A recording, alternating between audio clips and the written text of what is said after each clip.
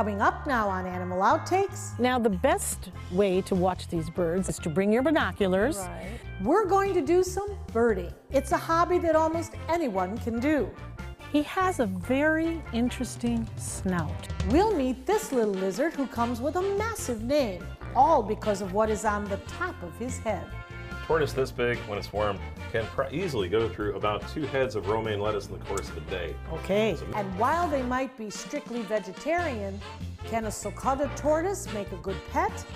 This and much more straight ahead on Animal Outtakes.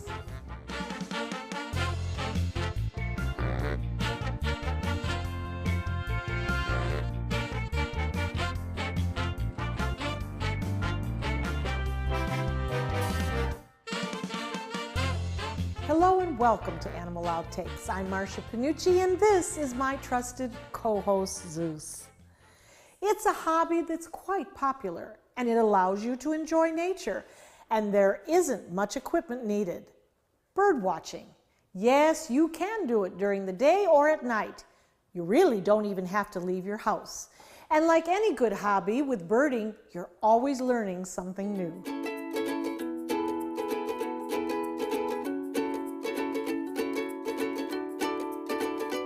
You're sitting on a gem here. Definitely. And it's kind of a quiet gem. Mm-hmm. Florida is, well, pretty flat. So when you see a large 85-foot tall mound like this one in Sarasota County, many would assume it was an old landfill. But they are mistaken.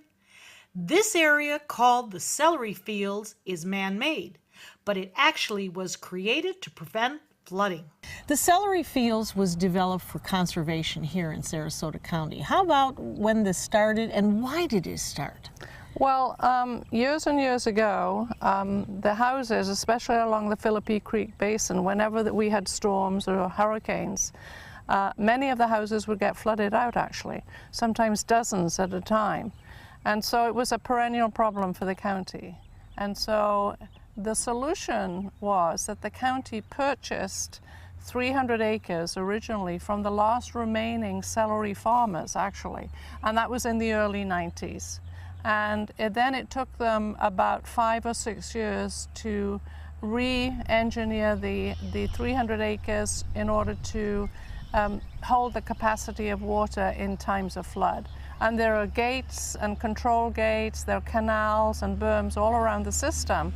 And when there's a heavy flood, the county can close the gates and minimize the flow downstream. So it's a public safety facility, basically. But in the process, it became a beautiful area for all of us to enjoy, and especially to attract birds. Right. The Gulf Coast birds. Right. So who might we identify when we're here at Celery Fields? Well, we've recorded about 224 species of birds. The county planted more than 200,000 plants, attracting wildlife and lots of birds. What type of birds would we find here? Well, this is traditionally a marsh or a swamp area. And historically, this was actually a sawgrass marsh eons ago. And so you would get marsh birds. You would get gallinules and snipe and rails and wading birds. The wading birds that you normally see around town, herons and egrets and so forth, they are swamp and wading birds that they get their food from water. They're fish eaters. They eat the critters that are in the water. So. Now, the best way to watch these birds, I take it, because I saw you walking around with binoculars, is to bring your binoculars, right. Come early in the morning, Right. and take a look. That's right. And the county, as part of their restoration, they built 2 boardwalks. And every day on these boardwalks we have docents, birders, people who love to share their birding knowledge with people. And you don't even have to have binoculars to come and enjoy them. You can just come out there, they have a telescope and they usually put it on a bird that it's always fun to see, a bald eagle or a kingfisher or something. In this high-tech world that we live in today, where we're always looking at the internet and just not really experiencing, why then does something like the Celery Fields become so important? Do we really need it? to see the birds, to understand the ecosystem? Or could we exist without it? Oh no, we couldn't. We couldn't.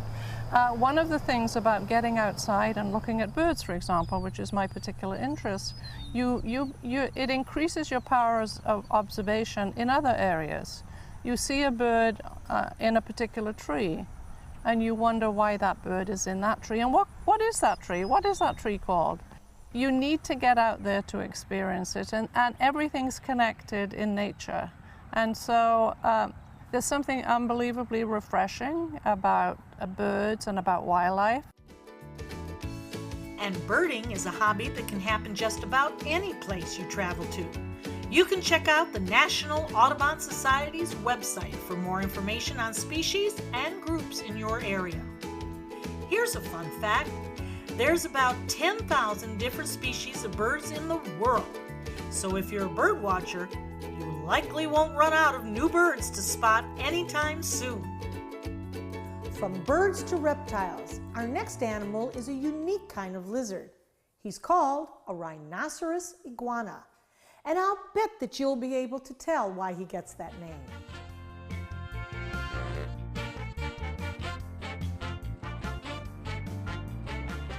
Troy, Yes. you have got a fruit here, and he's called a rhinoceros iguana. Yes, ma'am. And he's looking at me, Yep. and I can't tell if he's in love or he's unhappy. You know, it's his first time away from the facility. He's 2 years old. Yes, this is the rhinoceros iguana, known as the Goliath dragon. Don't ask me why. But you know what's very interesting? He's got a leash. Yep. What do you do? Take him for a walk? And a little harness. It's his first time away, and if he got down, we wouldn't want him. They're a very rare animal. You know, they're the most common in the pet trade, but not a lot of people have them. And I wouldn't want him to get up in a tree and get stuck out here, and we'd have a nightmare. This way, he's got a little leash. If he jumps down, he can't get too far. And they're fast. They are fast. He has a very interesting snout. Yes. Can you tell us about that? Yes, these little horns on the top of his head is how he gets his name, the rhinoceros iguana. See, he's going to show you inside his mouth too there, it's real blue. These are little bony structures that look like a little rhino. Yes. And they sit there, and they're real hard, and as they get bigger, that's how they get their nickname, the rhino iguana. I see, and he's got that rounded snout. Sure does. Yep. They're pretty much terrestrial. They're not an arboreal species. They spend a lot of time on the ground. They're actually very, very tolerant of other animals and people on their native land. People feed them. So there's a little spot on the top of the head here. It's almost like considered a third eye. So their brain detects stuff coming over their head. Did you see how that works? Oh, I saw that. And that's a defensive mechanism for predators. So like if a bird flies over or something comes over top of his head, he can see it. And so what he's trying to say is, I'm going to open my mouth and kill you if you grab me. He's just doing it out of fear. But he's doing really well for his first time away. At the house, he's very, very comfortable at the house. So he sits with everybody. Even my mother comes over and tickles him, and he stands there. Everybody loves him. Good for Mom. His name is Oogie Boogie. Oogie Boogie. Now, he's not exactly the prettiest. Yeah, I mean... Does he suffer from not being gorgeous and handsome? No, what I can do is I can turn to the side here. He's in a shed right now. So let me spin this way. And if you look at the shed, he's dark pattern. This is his old skin. So he's growing. They're actually very blue. They have a very blue tint. That gets to be very pretty, right in here. Yep, That's his very, whole very body pretty. gets blue, and as inside of his mouth is blue too. So as they go into their breeding season and stuff, they get real blue and really gorgeous, real cobalt dark blue. Now, what does his diet consist of? They're omnivorous, so they're opportunistic. They eat a lot of vegetation, crickets, bugs, fish, anything that they can grab a hold of. I mix the diet up. We use a zoological diet. I give him a form of tortoise chow, which is a pellet form, and then we give him little bits of meat sometimes, and then a lot of greens and a lot of healthy stuff for his body so he can metabolize good. Now, how big will he get? About 54 inches. So he's going to get anywhere, they average anywhere from 2 feet to a little over 5 feet. Okay. But very, very, they're one of the girthiest lizards on the planet. And they have another cousin called the Cuban rock iguana that can live up to 80 years. Oh my goodness. Those horny bumps on the top of the snout may be where the rhinoceros iguana gets its name. But then again, it might have something to do with their hefty size. While the rhinoceros iguana won't get as long as a more common green iguana, the rhino iguana can weigh nearly twice as much. Next up on Animal Outtakes, this kind of eagle may not be as well known here in the States, but one look and you will see she commands attention. There is no mistaking she's an eagle. Eagles do have an attitude. They're very high-strung birds. And she knows that she's dominant. She knows she's top of the food chain, and she will remind you of it.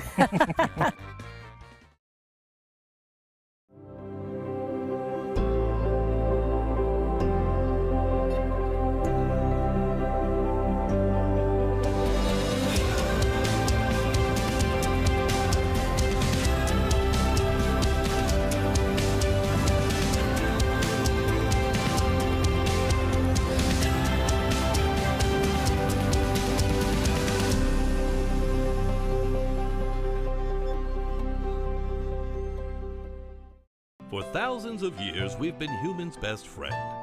You've been through a lot, and we've been right there with you. A dog is part of the family, a confidant, and a friend who always knows how to get into your heart. So what happens to our beloved companions when we can no longer care for them? This is why we've created Dante's Den, an innovative, state-of-the-art facility that will provide care for up to 100 dogs. Dante's Den is a community for joyful dogs. Millions of Americans face uncertainty when planning for the future of beloved pets who may well outlive them. Dante's Den is a charitable organization, so in whatever capacity you can, please lend your support so that we may continue this most wonderful work. Dante and I would like to thank you for watching and for also opening up your hearts to our wonderful community of joyful dogs. Learn about the many ways you could become involved by visiting dantesden.org. The crested caracara is listed in Florida as threatened. Their numbers have declined due to many factors, including illegal hunting. Help support efforts to eliminate the threat of illegal hunting, not just for birds of prey such as the caracara, but for all wildlife. Always alert authorities if you see people hunting illegally, or if you see wildlife parts, such as feathers, being sold illegally.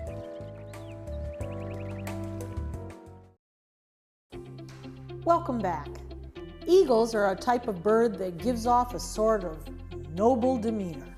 They are a symbol of power and strength.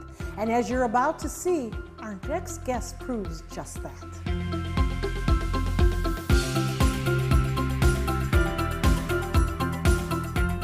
Louis, it is rare that we can get up close to an eagle. And this is an eagle. That's what they say. That's what they say.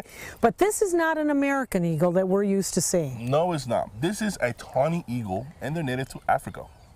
I would imagine the tawny is because of her coloring. Exactly. It's a beautiful coloring. She certainly does. And very, very regal, but a little spicy here with us, huh? Yeah. Eagles do have an attitude. They're very high-strung birds. And she knows that she's dominant. She knows she's top of the food chain, and she will remind you of it. The eyes. We have seen some gorgeous eyes on the owls that you have brought to us. These are very human-like. Yes, and they're very powerful. They could see from very, very far away. Their main sense is their eyes, and they could see very, very far and home in on whatever prey they're trying to find. Is this bird protected? It's not a protected species. It's not native. It's not an endangered species. There is abundance of them in Africa. There are. But they're rather rare here, wouldn't you say? Yes, we're very far from Africa, so you don't find them a lot over here unless they're in captivity. Sure. Now, what does she usually have as her diet? Well, her diet varies. She will eat rats, she'll eat quail, she'll eat rabbits. Depending on her weight, she has a very diverse diet. Now, in the wild, it's a little different. In the wild, they do hunt small mammals, and also they have a very cool trick to eat sometimes. When there's a carcass in the wild, and vultures are picking at the carcass, these little guys here will fly right behind the vulture, very quietly and slowly, and bark at them. And when they scare the vulture will throw up all his food because it's too heavy to fly, and then she gets a free meal and she had work for. Well, I would say that's very ingenious. Oh, yeah. Yes. What is the life expectancy in captivity? In captivity, they've been roughly around 40 to 50 years. They could live for a very long time if properly taken care of. You know, we talk about in captivity versus in the wild, and a lot of our audience doesn't always understand, why do we keep some of these birds in captivity? Why do we nurture them? Why do we protect them? In my personal opinion is, not everybody's going to be able to go travel to see one of these animals. They do bring a lot of positive in educating us how different animals work. Some people think they see one animal and they're like, that's the way the whole species of the whole animal is. And they're all varied, just like us humans from different parts of the world, different animals from different parts of the world. They do vary, and it brings more education to in your face. Some people could learn about things reading, and other people have to see it physically to be able to understand how it works. And I think if properly taken care of, an animal in captivity, it's not a bad thing. With some of the animals, it's the best conservation. Sometimes we cannot have them in the wild, but we've been known to bring animals in captivities, get their populations healthy enough to return them back to the wild. And it helps a lot with the problems that we have in the world for extinct species. When you feel that you'll get her trust, how will she tell you, I do trust you, Dad, I really do? The way that I feel her trust is when she allows me to be around her and she's not defensive. She'll be like, okay, just another day, we're just gonna hang out here today. But that will take some time. Sometimes it might take months, it might take years, but it's all up to her. And my job is to keep her healthy, keep her safe, and work on our relationship for the rest of our lives. Well, you know, she has a stylish figure. What is she weighing in at? Right now, today, she's at a slim 6.3 pounds. Ooh, okay. Yes, which to most of us, like I said, does not seem like a lot of weight until you get a whole 6.3 pounds in your hand. Then it becomes very heavy. And she also has to fly, so the bigger she is, the more downdraft she's going to have. Exactly, but she does have a very large wingspan, and she saw it for us. And with those big wings, she's able to fly just fine. And that's the iconic pose right there of an eagle. She gave us her best. There are about 60 different species of eagles in the world, and 2 are found right here in North America. Can you guess which ones? Yep, you've got it. The bald eagle, the symbol of the United States of America, and the golden eagle, who usually can be found in the western United States. Well, a tortoise is slow-moving and extremely quiet, but before you purchase one of these from the pet shop, you should know they won't stay little for long. Dr. Don tells us all about the sulcata tortoise, next in Pet of the Week. When it comes to drinking, what do you think moderation is? The U.S. Dietary Guidelines define moderation as up to 1 drink a day for women and up to 2 drinks a day for men. So what's a drink? The guidelines say a drink equals 12 ounces of beer, 5 ounces of wine, or a cocktail with 1.5 ounces of distilled spirits. Each contains the same amount of alcohol. Like to learn more? Visit drinkinmoderation.org. This is important news for women who were administered chemotherapy intravenously for breast cancer and then suffered permanent hair loss. The chemotherapy drug Taxotere has been linked to permanent alopecia or permanent hair loss. Some women administered the breast cancer chemotherapy drug Taxotere have suffered from permanent hair loss on scalp, eyebrows, and eyelashes. The FDA has urged doctors and the manufacturer to warn women administered Taxotere of the risk of permanent hair loss. If you or a loved one were administered chemotherapy intravenously for breast cancer and suffered permanent hair loss, you may have a right to a cash award and medical expenses. If you suffered permanent hair loss after chemotherapy for breast cancer, call the law offices of Davis & Crump at the number below right now to find out if you are eligible for a cash award and medical expenses. Call the law offices of Davis & Crump right now. Our first consultation is free, and we don't get paid unless you get paid. Call now. Operators are standing by. It is the largest species of land tortoise in the world. An adult sulcata can weigh about 200 pounds. But a pet that big means they likely will be hefty eaters too. So this begs the question, is a sulcata tortoise the right pet for you? Dr. Don tells us more.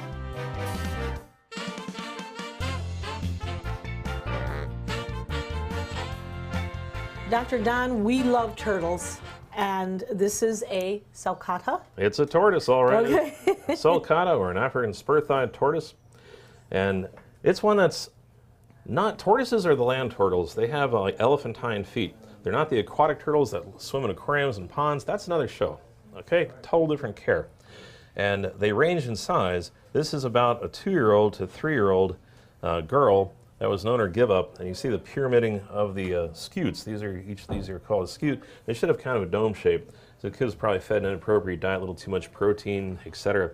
These are ones that are true a vegetarian kind of thing. They love like the greens, the mixed greens, etc.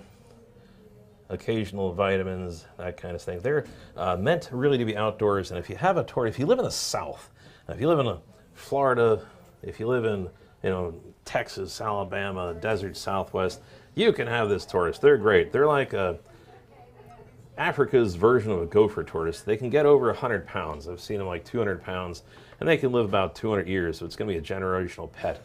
But it's not going to be something you can take care of in an apartment in New York. Most of these guys I wind up getting for free all the time. Hey, I can't take care of my 100-pound tortoise. I'm moving. I just got stationed somewhere else. I got married, divorced, whatever. Or my tortoise keeps escaping.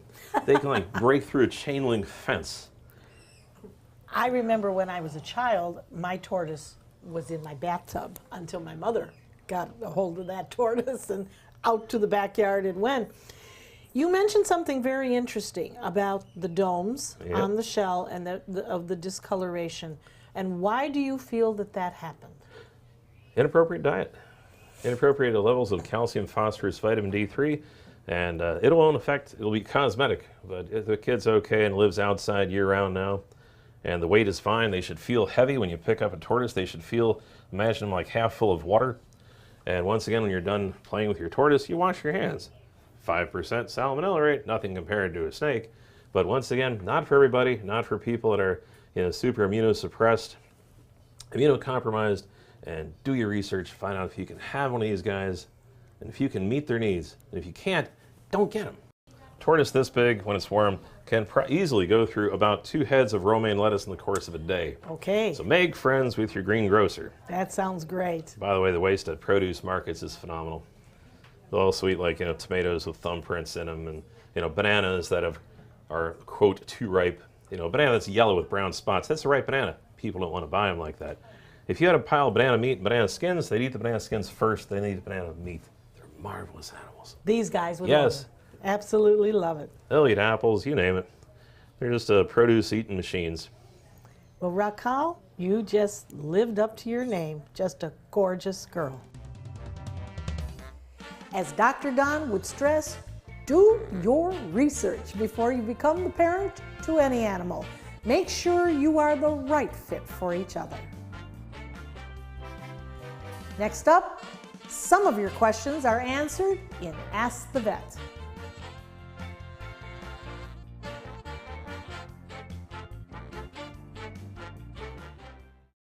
For thousands of years, we've been humans' best friend. You've been through a lot, and we've been right there with you. A dog is part of the family, a confidant, and a friend who always knows how to get into your heart. So what happens to our beloved companions when we can no longer care for them?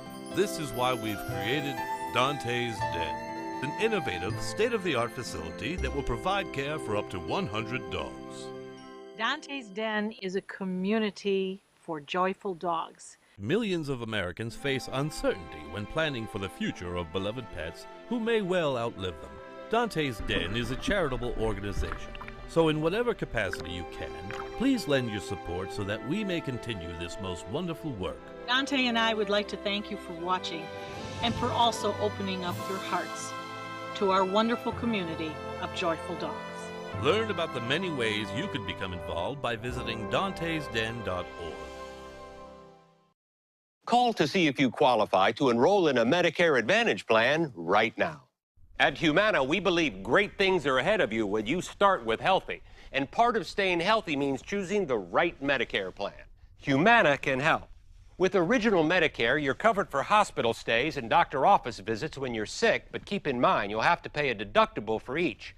A Medicare supplement plan can cover your deductibles and coinsurance, but you may pay higher premiums than you do with other plans, and prescription drug coverage isn't included. But with an all-in-one Humana Medicare Advantage plan, you could get all that coverage plus Part D prescription drug benefits, all for an affordable monthly plan premium, and in some areas, no plan premium. It's all described in this free book and DVD. Call for yours and discover how an all-in-one Medicare Advantage plan from Humana could save you money. Call 1-800-558-8779. You love your couch and want to protect it from spills, food, and scratching, shedding pets. Introducing Couch Coat, the reversible, washable quilted cover that protects your couch. Shield against spills. Wow! Stop stains and dirty pet paws and sharp claws. Plus, it's reversible with 2 stylish colors. Guaranteed to fit any couch up to 92 inches or your money back. It even has covers to protect armrests. Machine washable too. My grandkids destroy everything, but with Couch Coat, my couch is always protected, looking as good as it did the day I bought it. Get your Couch Coat for just $19.99, and it's reversible in brown and cream, like 2 couch coats for the price of 1. Order right now, and you can double your offer. Get a second Couch Coat. Just pay a separate fee. Order right now. Call 1-800-943-0710 to get your couch coat. Call now or go to couchcoat.com. So call 1-800-943-0710. That's 1-800-943-0710. Call now.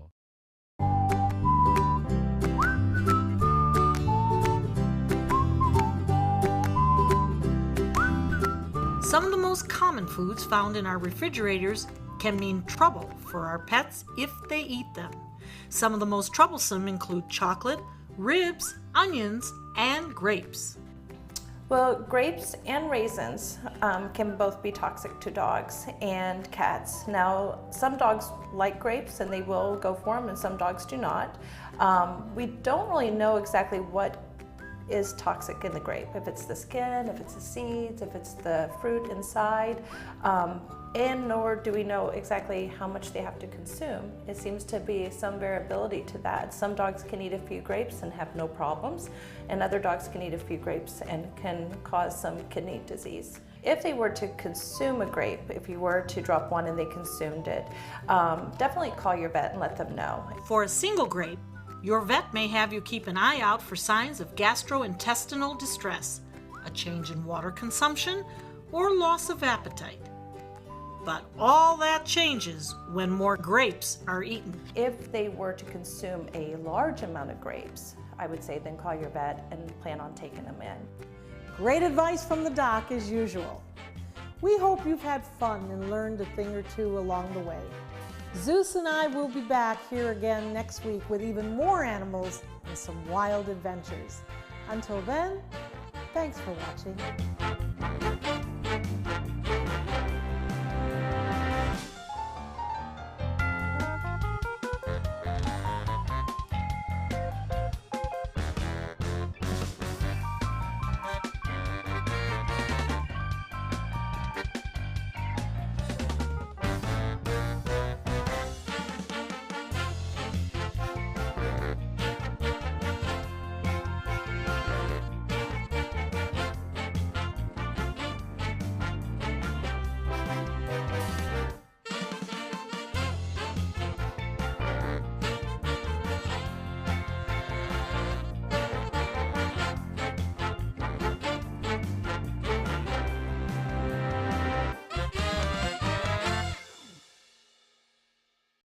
Credit card debt can ruin your life. If you owe $10,000 and minimum payments are siphoning away your paycheck each month, you can get debt-free in less time than you think. I've paid $800 a month for the past 3 years and haven't changed the balance on my credit card. Get debt-free now has a program to reduce your debt, stop the harassing phone calls, avoid financial ruin, and settle for less than you owe. I feel like a huge weight has been lifted off my shoulders. You're pre-approved for our special hardship program if you owe $10,000 or more. Upon payment of your new lower balance, your debt will finally shrink until you are debt-free. My family no longer has 30 years of payments ahead of us at 20% interest. There's no fees until you see results. So call now, make one monthly program payment, and free up your cash. Resolve your debt. Call 800-628-1251, 800-628-1251.